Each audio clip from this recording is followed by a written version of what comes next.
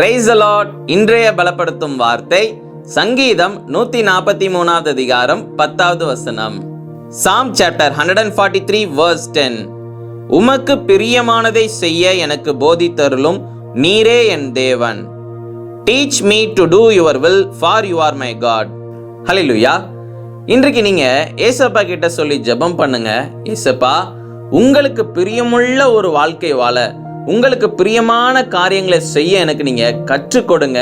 நீங்க தான் என்னுடைய தகப்பன், நீங்க தான் என்னுடைய தேவன், எனக்கு நீங்க கற்றுக் கொடுங்கப்பான்னு சொல்லி நீங்க ஜெபம் பண்ணி நீங்க கேட்டீங்கன்னா ஏசப்பா உங்களுக்கு கற்றுத் தருவார். இந்த வேத வசனங்கள் மூலமாக கற்றுத் தருவார்.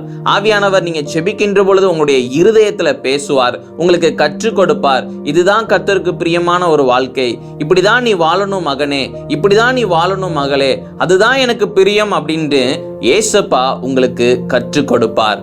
அப்போ நீங்க உங்களுடைய வாழ்க்கையில நீங்க கர்த்தரிடத்துல நீங்க காத்திருந்து ஜெபிக்கின்ற பொழுது, ஏசப்பா நீங்க என்னோட பேசுங்க, எனக்கு கற்றுக் கொடுங்கன்னு சொல்லி நீங்க கேட்கின்ற பொழுது அவர் உங்களுக்கு கற்றுத் தருவார்.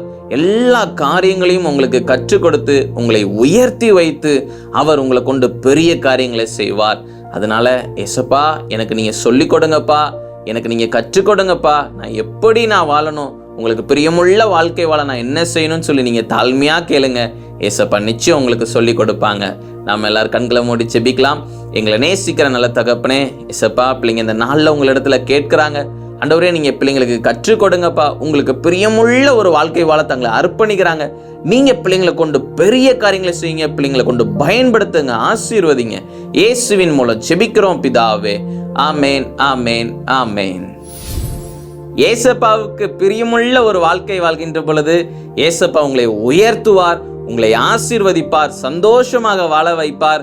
அவர் நீங்க கேட்கின்ற எல்லா காரியங்களையும் உங்களுக்கு கொடுத்து உங்களை உயர்த்தி வைத்து ஆண்டவர் உங்களை பாதுகாத்து உங்களை கொண்டு பெரிய காரியங்களை செய்வார். God bless you. Have a wonderful day.